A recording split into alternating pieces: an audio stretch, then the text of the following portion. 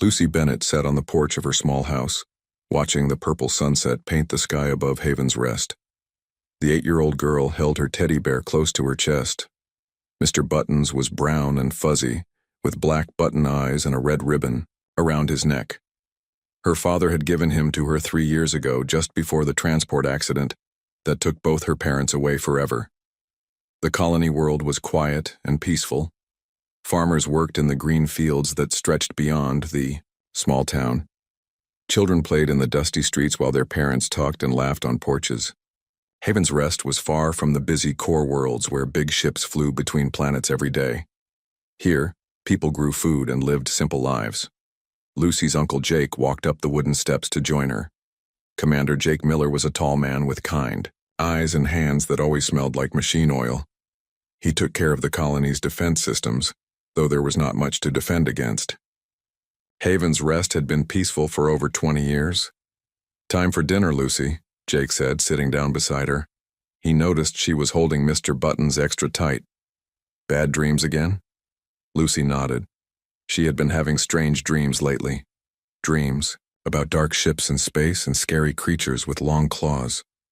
The dreams always ended the same way, with bright lights and loud noises that woke her up. "It's okay," Jake said, putting his arm around her small shoulders. "Dreams can't hurt you. Here, this place is safe. The defense grid keeps watch over us every night." They walked inside the small house. The kitchen smelled like fresh bread and vegetable soup. Dr. Maria Santos was already sitting at the wooden table. Maria was Jake's friend and the colony's medical officer.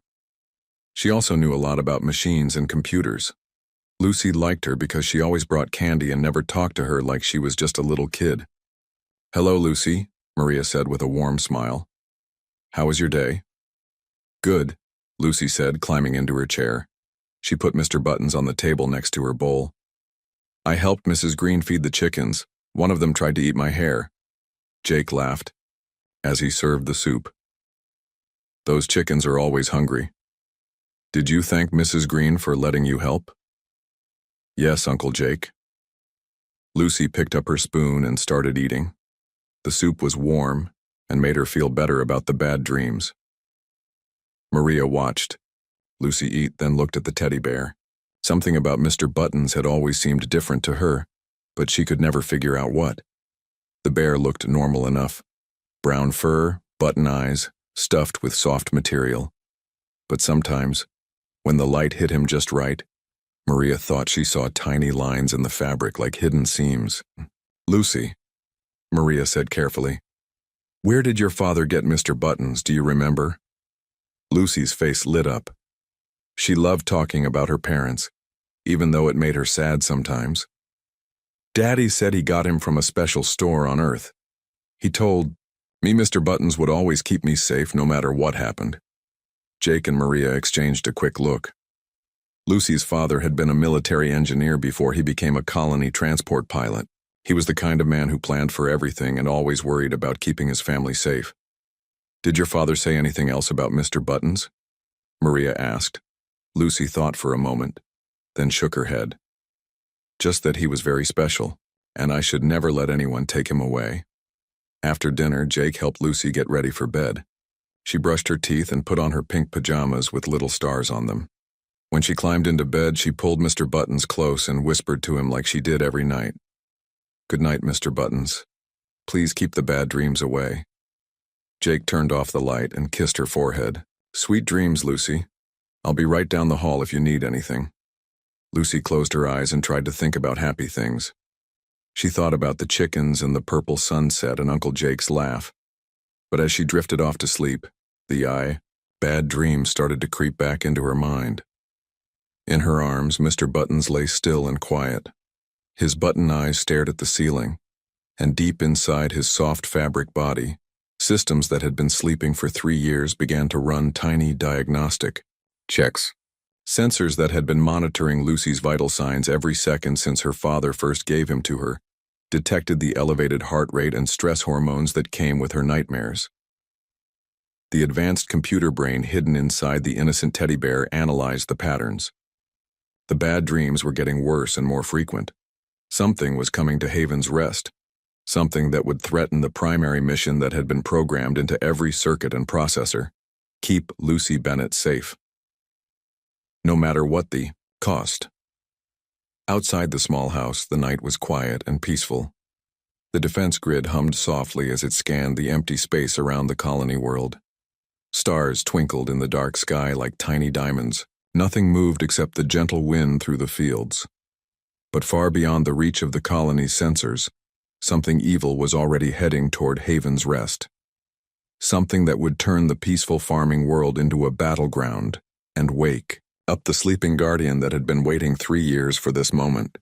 The attack came 3 days later, just as the morning sun was rising over Haven's Rest. Lucy was eating breakfast when the first explosions shook the house. Her bowl of cereal fell to the floor with a crash as the windows rattled in their frames. Uncle Jake jumped up from his chair, his face going pale as emergency sirens began wailing across the colony. "Stay here," Jake told Lucy, grabbing his jacket and running toward the door. "Don't leave the house no matter what happens." But before he could reach the door, it exploded inward in a shower of wood and metal. A huge creature stepped through the smoking hole where the door used to be. It was over 7 feet tall, with gray-green skin covered in natural armor plates. Its face looked like a cross between a lizard and a shark, with rows of sharp teeth and cold yellow eyes. Long claws extended from its fingers, each one sharp, enough to cut through steel. The Krellian warrior looked around the small kitchen with disgust. These weak humans lived in such pathetic shelters.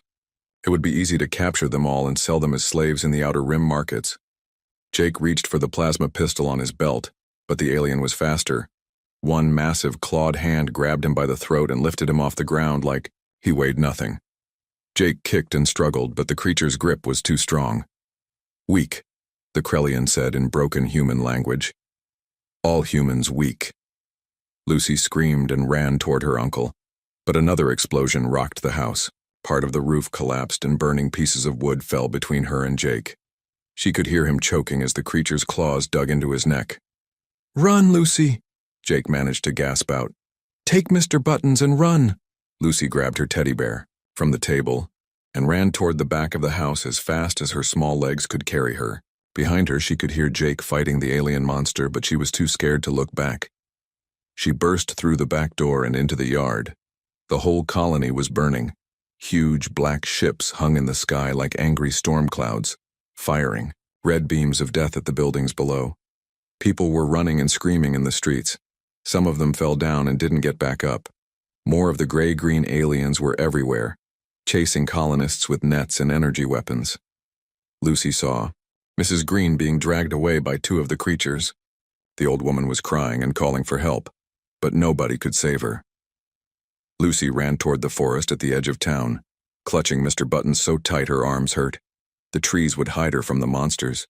She had played in those woods many times with the other children, and she knew all the best hiding places.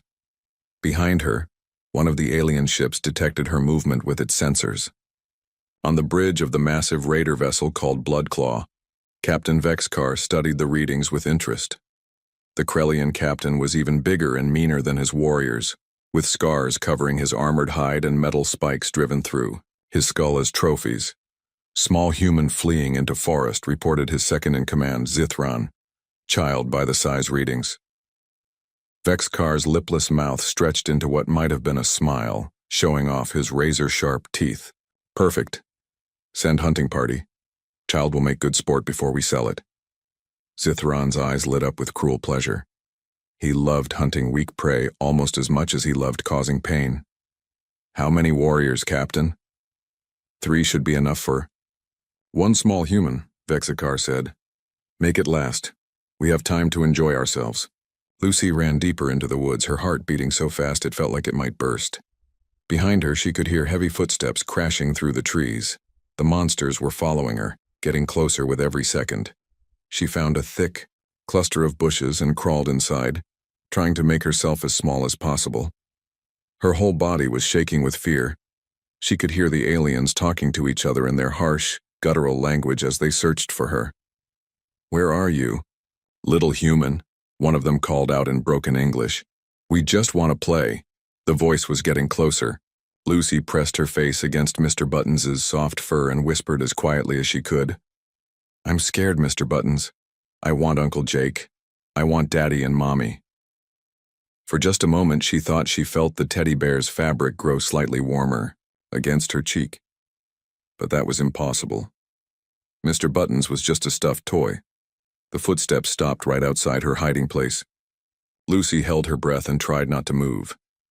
Maybe if she stayed very still, they would go away and look somewhere else. "Found you," a deep voice said. A massive, clawed hand reached through the bushes and grabbed Lucy by the arm, dragging her out into the open. She screamed and tried to pull away, but the alien's grip was like iron. 3 of the Krellian warriors stood around her, each one big enough to tear her apart with their bare hands. They were all armed with energy weapons and metal blades. But they had put their weapons away. This was supposed to be fun, not a fight. "Little human child," Zithron said, leaning down to study Lucy with his cold yellow eyes. "So young, so afraid. This will be entertaining."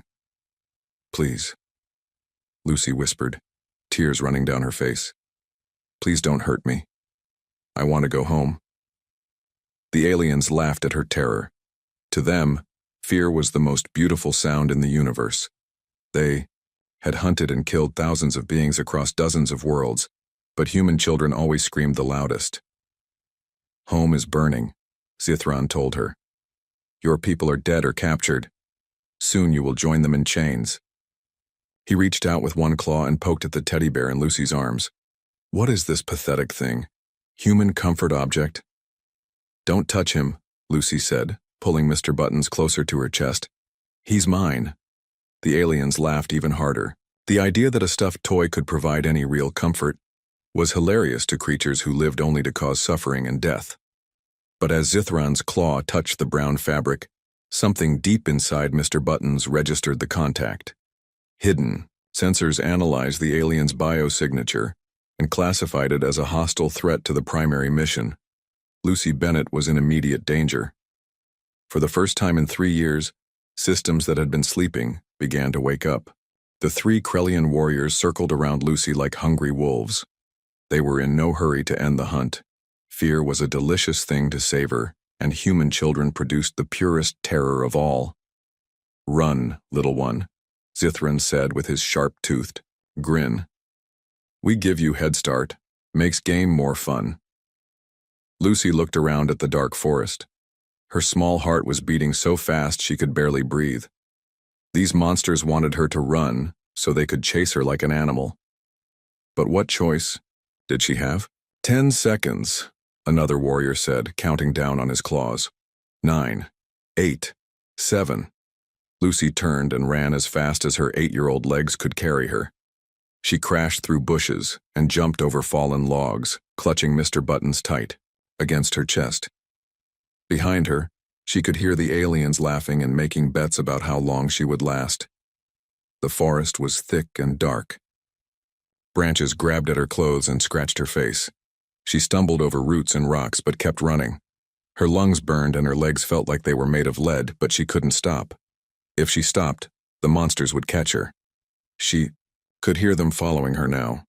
Their heavy feet crashed through the woods like thunder, but they were moving slowly, taking their time. They could catch her whenever they wanted. This was just a game to them.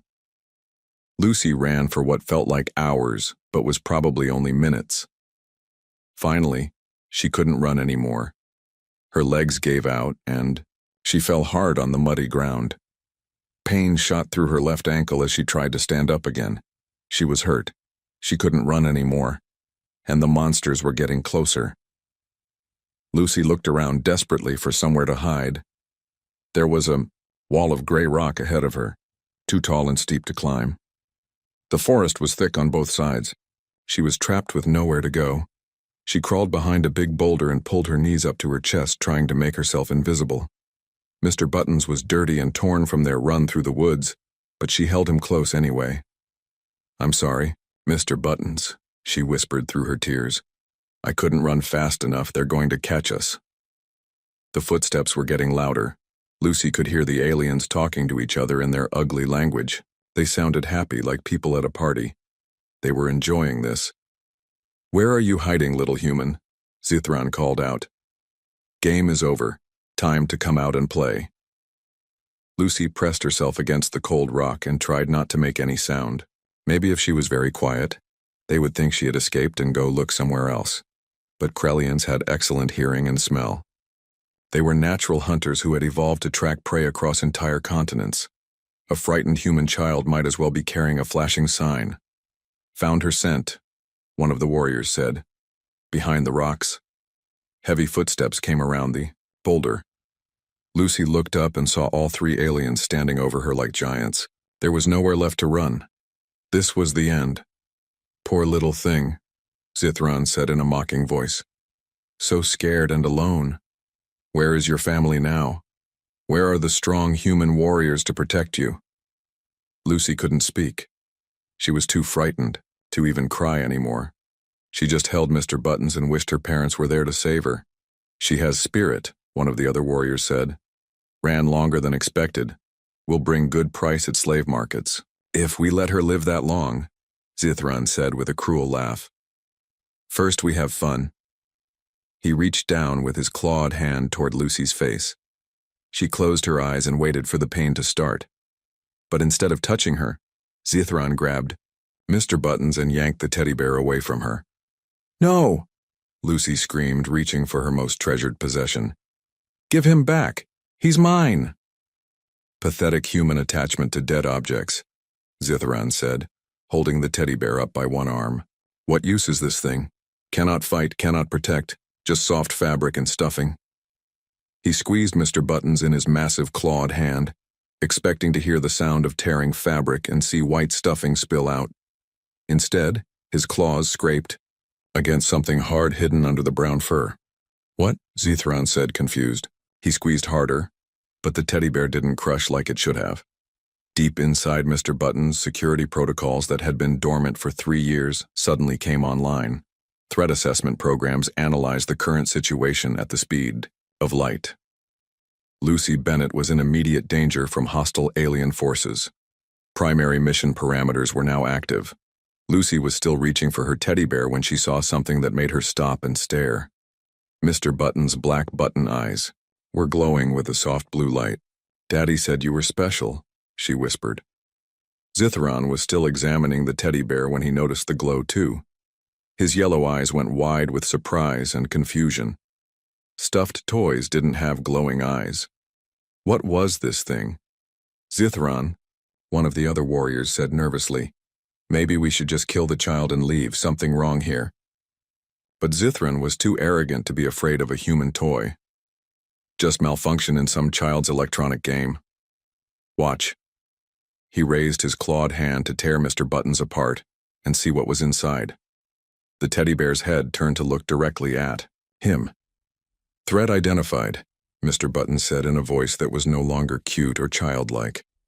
The words came out in a deep, mechanical tone that made all three aliens step backward in shock. Hostile forces detected. Primary mission is now active. Lucy stared at her teddy bear with wonder instead of fear. Somehow she wasn't surprised. Deep down she had always known Mr. Buttons was more than just a toy. Analysis complete, Mr. Buttons continued as his button eyes glowed brighter. 3 Krellian raiders, armed with energy weapons and natural claws. Estimated threat level, moderate.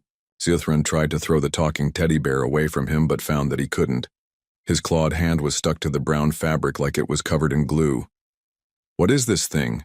He snarled, pulling harder. Mr. Buttons' head turned to look at Lucy. For just a moment his voice returned to the soft, gentle tone she remembered from when she was smaller. Hello, Lucy. I'm sorry I had to sleep for so long. Your daddy told me to wait until you really needed me. Then his voice changed, back to the hard military tone. Recommendation, close your eyes and cover your ears. This will be loud. Lucy squeezed her eyes shut and covered her ears just like Mr. Buttons told her to do. Even through her hands, she could hear the sound of fabric tearing as her teddy bear began to change. The brown fur that had covered Mr. Buttons for 3 years split apart along hidden seams, revealing gleaming metal armor underneath. His soft, cuddly body expanded and reshaped itself into something that looked more like a small robot than a stuffed toy. Blue lights ran along his arms and chest like glowing veins. Zithron tried to let go of the transforming teddy bear, but his clawed hand was still stuck fast. He pulled harder, putting all his strength into it, but couldn't break free. "Release me," he roared at the thing that used to be a harmless child's toy. "Negative," Mr. Buttons replied in his new mechanical voice. "Magnetic grip engaged. Combat. Protocols now active." Small panels opened all over Mr. Buttons's armored body. Weapons that had been hidden inside his stuffing for 3 years extended like deadly flowers blooming. Tiny missile launchers, energy projectors, and razor-sharp cutting tools emerged from spaces that should have been too small to hold them.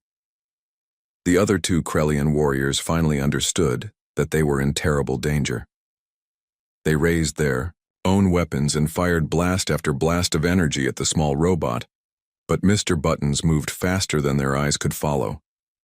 He twisted and spun through the air like a dancer, still holding onto Zithron's hand, dodging every shot. "Impossible," one of the warriors gasped.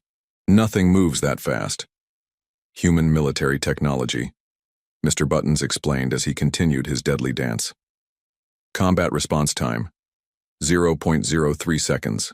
Threat elimination commencing. 3. Micro-missiles shot out of launchers in his chest. Each one was no bigger than Lucy's thumb, but they moved like streaks of light.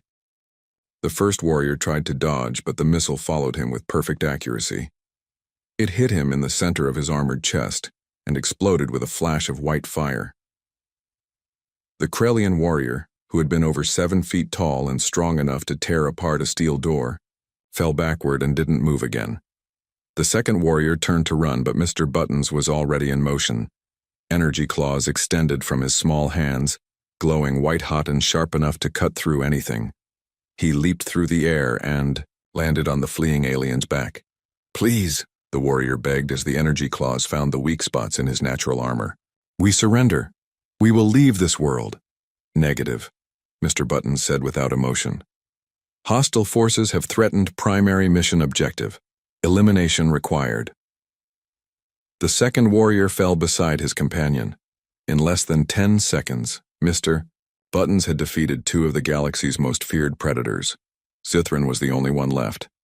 He stared at the bodies of his warriors, then at the small robot that had killed them both. Fear filled his yellow eyes for the first time in his long, violent life. "What are you?" he whispered. Mr. Buttons turned to face him. The teddy bear's head was still round and cute, but his button eyes now glowed like blue stars. When he spoke, his voice carried the cold certainty of a machine built for war. Designation: Personal Defense Unit Mark 7, also known as Combat Companion Model B. Military classification: Guardian Angel. Mission parameters: Protect Lucy Bennett from all threats. Current status: Fully operational. Zithron tried one more time to break free, but Mr. Buttons' grip was stronger than steel. The robot's other hand began to glow as energy built up in his palm. "You cannot defeat all of us," Zithron said desperately. "Thousands of Krellian warriors on ships above. They will destroy this world to avenge us." "Acceptable risk," Mr. Buttons replied. "Primary mission takes priority over all other considerations." "Wait," Lucy said softly. Both the robot and the alien turned to look at her. Lucy was standing up, now putting weight on her hurt ankle. Her face was dirty and there were tears on her cheeks, but her voice was steady. "Mr. Buttons, don't kill him yet." The robot tilted his head like a confused puppy. "Clarification requested, Lucy. This unit recommends immediate termination of hostile threat." Lucy walked closer, looking up at Zithron with eyes that seemed much older than 8 years. "You said there are more of you on the ships?" "Thousands," Zithron said, not understanding why the human child was asking. "And they'll all want to come down here when you don't come back?" Zithron nodded, thinking this meant the child finally understood how hopeless her situation was. Lucy looked at Mr. Buttons. "Can you fight thousands of them?" The robot systems ran calculations for a fraction of a second. Probability of mission success against multiple capital ships: 67%. Probability of your survival during extended combat operations: 12%. Lucy nodded like she had expected that answer. Then we need to send them a message instead. She looked back at Zithron. You're going to go back to your ships and tell everyone what happened here. You're going to tell them that human children have guardians that can kill your best warriors in seconds. And you're going to tell them that if they ever come near a human world again, there will be more like Mr. Buttons waiting for them. Zithron stared at the small human girl who was calmly planning psychological warfare against his entire species. They will not believe me. Will think I am weak and lying. Then you'll have to prove it, Lucy said. She nodded to Mr. Buttons. The robot understood immediately. His energy claws carved 3 deep marks across Zithron's chest, right through his natural armor. The wounds were perfectly precise, deep enough to scar but not deep enough to kill. Zithron screamed in pain and surprise. In all his years of warfare, nothing had ever cut through his armor so easily. Evidence provided, Mr. Buttons announced. Scars will be permanent. All Krellian medical scans will confirm weapon signatures unknown to Galactic database. Mr. Buttons released his magnetic grip. Zithran fell to his knees, clutching his bleeding chest. Go, Lucy told him. Run back to your ships. Tell them what you saw here. Tell them that every human child in the galaxy has a guardian like Mr. Buttons. Tell them that if they want to keep hunting and killing, they should pick on someone else. Zithron looked at her with something like respect mixed with terror. This small human child had just outthought and outplanned a Krellian raid commander. He stumbled to his feet and ran toward the forest, leaving his dead warriors behind. Lucy watched him go, then looked down at Mr. Buttons. The robot was all ready, changing back into his teddy bear form. The weapons retracted, the armor folded away, and brown fur covered his metal body again. Within seconds, he looked like an ordinary stuffed toy except for his glowing button eyes. Mission status ongoing, he said in his gentle toy voice. Are you hurt, Lucy? Lucy picked him up and hugged him tight. My ankle hurts a little, but I'm okay. Good, Mr. Buttons said. We should return to the colony. Your uncle will be worried. So, they walked back through the forest together. Lucy had 1,000 questions, but right now only one really mattered. Mr. Buttons, will you have to sleep again now? No, Lucy. Now that the security protocols are active, I will stay awake. Your daddy wanted to make sure you were never alone. Lucy smiled for the first time since the attack began. She wasn't alone. She had never been alone. And now the whole galaxy was about to learn what that meant. High above Haven's Rest, Captain Vexcar paced the bridge of the Bloodclaw like a caged animal. His hunting party should have returned hours ago with the human child. Instead, his sensors showed 3 dead warriors and 1 survivor running through. The forest like his tail was on fire. What happened down there? Vexcar snarled at his communications officer. Where is Zithron? Before the officer could answer, Zithron's panicked voice came over the ship's speakers. He was calling for immediate emergency transport to the ship. His biosigns showed severe injuries and elevated stress levels that indicated pure terror. Minutes later, Zithron materialized on the bridge in a flash of blue light. The proud warrior who had left to hunt a small human child was now a broken, bleeding mess. 3 deep claw marks cut across his chest, and his yellow eyes darted around like he expected to be attacked at any moment. Report, Vexcar demanded. Where are the other warriors? Where is the human child? Zithron fell to his knees, clutching his wounded chest. Dead. Gorth and Malthan are dead, killed by the child's guardian. Every Krellian on the bridge turned to stare at him. Captain Vexcar's eyes narrowed with suspicion and rage. Guardian? What guardian? Sensors showed only 1 small human life form. A demon, Zithron whispered, disguised as a child's toy. It transformed into a warrior machine and killed them both in seconds. Nothing should be able to move that fast or fight with such precision. Vexcar grabbed Zithron by the throat and lifted him off the deck. You expect me to believe that a human child's plaything defeated 3 of my best warriors? You are either a coward or a liar. Look at the wounds, Zithron gasped, pointing to his chest. Scan them. No known weapon makes cuts like these. The metal signatures are unknown to our databases. The ship's medical officer ran a scanner over the wounds and looked up with confusion. "Captain, these injuries were made by an energy weapon of unknown design. The power output required would be enormous. Nothing that small should be able to generate such force." Vexcar released Zithron and stepped back. Could his second-in-command be telling the truth? Was there really some kind of guardian protecting human children? "All units," he barked into his communicator. "Retreat to orbit immediately. No further ground operations until we understand what we're dealing with." Word of the failed raid spread quickly through the Krellian fleet, then to other pirate groups, and finally throughout the entire galactic underworld.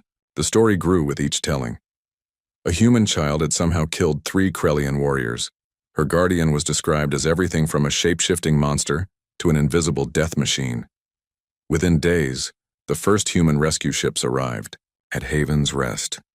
Captain Rex Coleman led the fleet aboard the heavy cruiser Liberty.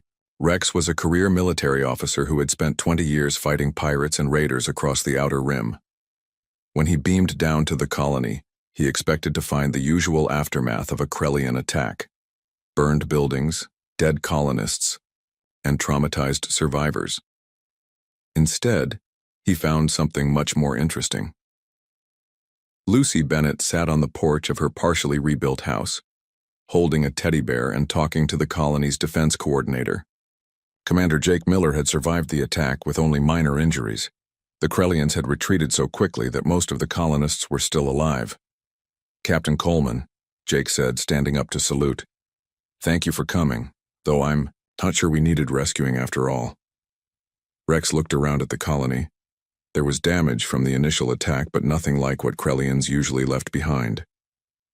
"Commander Miller, our intelligence reports say the raiders retreated after losing only 3 warriors. That's not normal behavior for Krellians." "No, sir, it's not," Jake agreed. "They met something they weren't expecting." Rex looked down at Lucy, who was watching him with curious eyes. She seemed remarkably calm for a child who had just survived a raid. "Hello there," Rex said gently. "I'm Captain Coleman. Are you okay?" "I'm fine," Lucy said, holding up her teddy bear. "Mr. Buttons kept me safe." Rex smiled and knelt down to her level. "He looks like a very good guardian. What did you do when the bad aliens came?" "We hid in the forest," Lucy said matter-of-factly. "But they found us anyway, so Mr. Buttons had to protect me." Rex was about to ask more questions when his communicator chirped. "Captain, you need to see this. We're receiving a priority transmission from Galactic Council Intelligence." Rex excused himself and walked back to his shuttle to take the call. Admiral Voss appeared on the screen looking very serious. "Captain Coleman, what's the situation at Haven's Rest?" "Colony is secure, Admiral. Minimal casualties, which is strange for a Krellian raid." Admiral Voss nodded.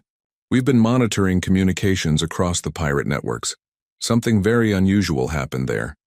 The raiders are spreading stories about human children having advanced combat guardians." Rex frowned. "Combat guardians, sir?" "Apparently disguised as toys. The surviving raider claims he saw a teddy bear transform into a military-grade combat unit and kill 2 of his companions." Rex looked back toward the colony where Lucy was still sitting with her teddy bear. "Sir, are you suggesting that stuffed animals are actually weapons?" "I'm not suggesting anything, Captain. I'm telling you that every pirate crew in 3 sectors is now avoiding human colonies because they're afraid of children's toys. Whatever happened at Haven's Rest has created a very interesting psychological effect." After the call ended, Rex walked back to Lucy and Jake. He looked more carefully at Mr. Buttons, noticing details he had missed before. The stitching was too precise, the proportions too perfect. And was he imagining things, or did the button eye seem to be watching him? "Commander," Rex said quietly. "That little girl's father. What was his background?" Jake smiled. "Military engineer, specialized in advanced defensive systems, always worried about keeping his family safe." "And the teddy bear?" "A gift from Daddy. Very special, according to Lucy." Rex nodded slowly. He was beginning to understand. Some human parents were so protective of their children that they would disguise military-grade weapons as innocent toys. It was paranoid, brilliant, and absolutely terrifying to anyone who threatened human kids. Over the following weeks, the story of Haven's Rest became legend throughout the galaxy. Every species that had ever considered humans to be weak prey began to reconsider. If human children carried hidden guardians that could kill apex predators in seconds, what other surprises were humans hiding? Pirate raids on human colonies dropped to almost zero. Slave traders crossed human space off their target lists entirely. The Galactic Council received reports of alien ships detecting human settlements and immediately changing course. Lucy didn't understand why everyone was so interested in her and Mr. Buttons. To her, he was just her teddy bear who had finally woken up to protect her like Daddy promised he would. She went back to helping feed Mrs. Green's chickens and playing with the other colony children. But now, whenever she played, Mr. Buttons was never far away. And sometimes, when the light hit him just right, other parents thought they could see tiny glowing lights inside their own children's stuffed animals. The toys that human parents gave their children became objects of fear and respect throughout the galaxy. No one knew which ones were just normal playthings and which ones contained military-grade combat systems. And humans, being humans, never bothered to explain. On worlds across human space, children played with their stuffed animals, just like they always had. They had tea parties and adventures, told stories and shared secrets. Their parents watched with knowing smiles, remembering their own childhood guardians. The galaxy had learned an important lesson about humanity. Never, ever threaten a human child, because you never know what their teddy bear might do about it. Lucy grew up safe and happy on Haven's Rest, with Mr. Buttons always by her side. Sometimes she asked him about the day he saved her from the monsters, but he would just smile with his button eyes and say that protecting her was what he was made for. Years later, when Lucy was old enough to have children of her own, she would visit a special store on Earth, a store that sold very special toys to very loving parents, toys that would sleep peacefully for years, waiting patiently for the day when they might be needed. Because that's what humans do.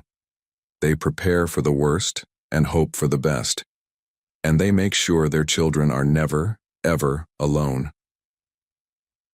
The reputation of humanity had been forever changed by one little girl and her combat teddy bear.